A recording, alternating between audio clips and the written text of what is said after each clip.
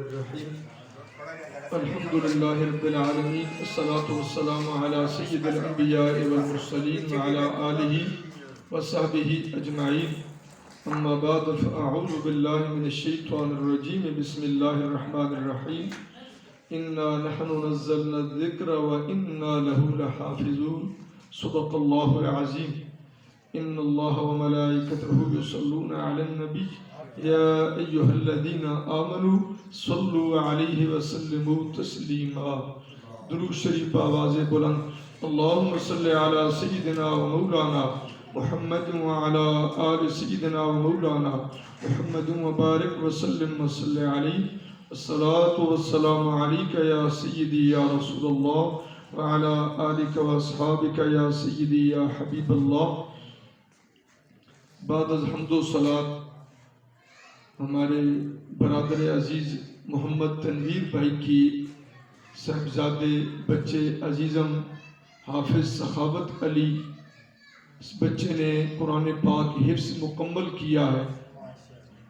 میں اس بچے کے قرآن پاک حفظ مکمل کرنے پر اس کے استاذ محترم حضرت علامہ مولانا حافظ لیاقت علی صاحب کو، اس کے والد صاحب کو اور خود حافظ صاحب کو، حافظ صاحب کے ماموں جان کو، چچا صاحبان کو، ننیال ددیال کے دونوں خاندانوں کو مبارکباد پیش کرتا ہوں۔ یقیناً ایک بچہ جب حافظ قرآن بنتا ہے تو وہ بہت سارے لوگوں کے لیے مغفرت کا سبب ہوتا ہے۔ میں نے ابھی مبارکباد پیش کی استاد صاحب کو، ماموں جان کو، والد صاحب کو، حافظ صاحب بیٹھے ہوئے ہیں، بچے کے ماموں کے بیٹے ماشاءاللہ حافظ اور عالم بن رہے ہیں، تو میرے ساتھ موجود ہیں جناب ملک حاجی میر افضل صاحب، ان کو تو میں نے یہ کہا جی یہ ایک بچہ حضور کی امت کا حافظ بنا ہے تو اس کی برکتیں بے شمار ہیں۔ اپنے ماں باپ کے لیے بھی مغفرت کا سامان ہے، اپنے استاذوں کے لیے بھی مغفرت کا سامان ہے۔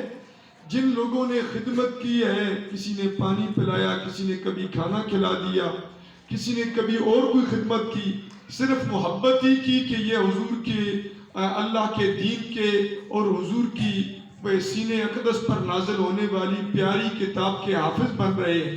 ان بچوں کو محبت سے دیکھ ہی لیا، ان کا ادب کر لیا، انشاءاللہ اس کے لیے بھی مغفرت ہے۔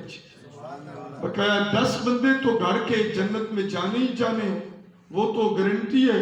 پیارے آقا صلی اللہ علیہ وآلہ وسلم ارشاد فرماتے ہیں کہ من قرأ القرآن وعمل بما فیہ البس والداہ تاج یوم القیامہ، جس نے قرآن پڑھا، یعنی یہاں قرات سے مراد قرآن حفظ کیا اور اس پر عمل کیا، یہ عمل کرنے والا کام بڑا مشکل ہے۔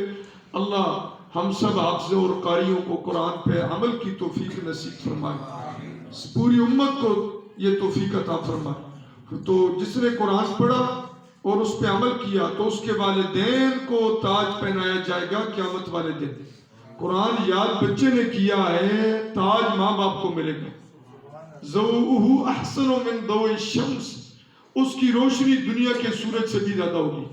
لو کانت الشمس فی بیوتکم، اگر یہ سورج تمہارے گھروں میں اتر آئے تو کتنی روشنی ہوگی؟ فرمایا اس سے بھی زیادہ حافظ قرآن کے ماں باپ کو جو تاج ملے گا اس کی روشنی ہوگی۔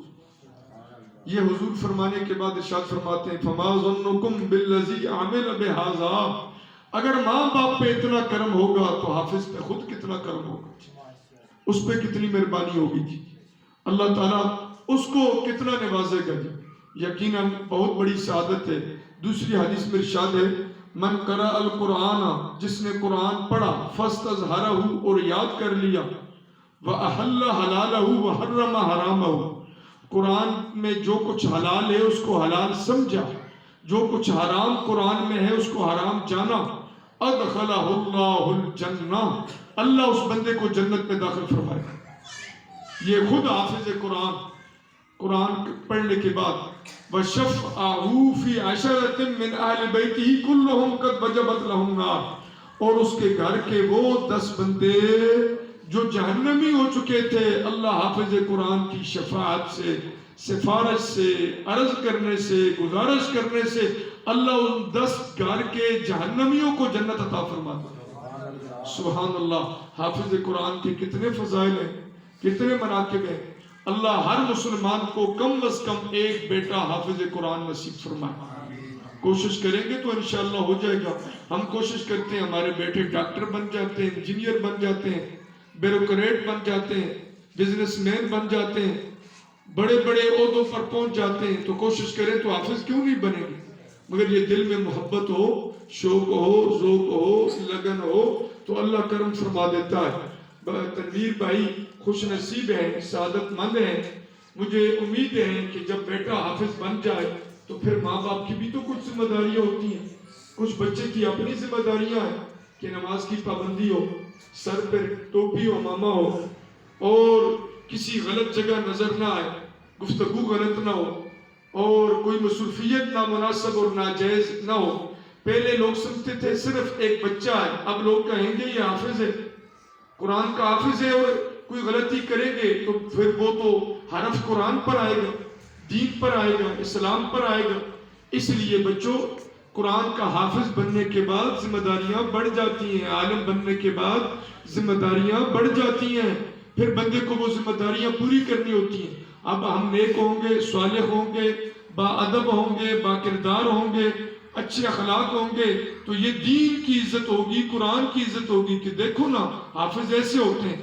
اور اللہ نہ کرے اگر ہم نے کوئی غلط کام کیا، نامناسب کام کیا، زبان کا درست استعمال نہ کیا، نگاہوں کا درست استعمال نہ کیا، اور زبان سے غلط الفاظ نکالے، لوگ کہیں گے یہ حافظ ہوتی ہی ایسے ہیں، تو پھر ہمارے ذریعے قرآن شریف پہ حرف آئے، اسلام پہ حرف آئے، یہ تو درست نہیں ہے نا۔ اللہ ہمیں قرآن شریف کا خادم بنائے، ہمارے ذریعے دین پھیلے، دین کی نیک نامی ہو، مسجد کی نیک نامی ہو، قرآن پاک کی نیک نامی ہو۔ اور پھر حافظ قرآن کے ماں باپ کی کچھ ذمہ داریاں بھی تو ہیں کہ نیت کریں آج کے بعد پکی 5 ٹائم دونوں نماز پڑھیں گے والدین ماں باپ۔ پہلے اگر کوتاہی بھی ہوتی تھی، اب انشاءاللہ نہیں ہوگی۔ ہم رزق حلال ہمارے گھر میں آئے گا، ہمارے پڑوسیوں اور رشتہ داروں سے اچھے تعلقات ہوں گے، بڑوں کا ادب کریں گے، چھوٹوں پہ شفقت کریں گے، اچھے معاملات ہوں گے، اور اللہ جل جلالہ توفیق دے تو تنویر بھائی ایک حافظ قرآن بچے کی اس سعادت پر یہ نیت کرے میرے رب کرم کرے تو میں اپنے چہرے پہ حضور اکرم صلی اللہ علیہ وآلہ وسلم کی پیاری سنت مبارکہ داڑھی شریف سے جاؤں گا، تاکہ اب لوگ کہیں گے یہ حافظ قرآن کا والد ہے تو پھر اس کے کچھ تقاضے بھی تو ہیں نا۔ ہاں جی، ہم نے دیندار ہونا ہے، ہم کہیں ہماری اولاد نیک ہو، صالح ہو، دیندار ہو، نمازی ہو، خود اس طرف نہ آئے تو اس طرح تو پھر بات نہیں بنتی نا، پہلے خود آنا پڑتا۔ اللہ تعالیٰ اس بچے کی برکات اس کے ماں باپ کو، والدین کو، اساتذہ کو نصیب فرمائے، کیونکہ مولانا حافظ لیاقت علی صاحب کے پاس اس بچے نے پڑھا ہے، اور کچھ اس بچے نے پارے دارالعلوم محمدیہ غوثیہ فیض القرآن میں بھی حفظ کیے ہیں، چونکہ وہاں کا بھی یہ بچہ شاگرد ہے تو ہمارے لیے بھی یہ مقام مسرت ہے، خوشی کا موقع ہے۔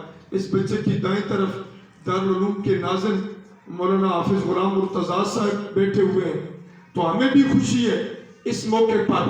یقیناً اس کے اساتذہ کرام، اس کے والدین، اس کے بہن بھائی، بچے کے اعزاء و اقارب، رشتہ دار اور اس کی بستی کے بزرگ، سب کے لیے خوشی ہے۔ اس بستی میں ایک حافظ قرآن کا اضافہ ہوا ہے، یہ پوری بستی، پوری گاؤں کے لیے مبارک ہے۔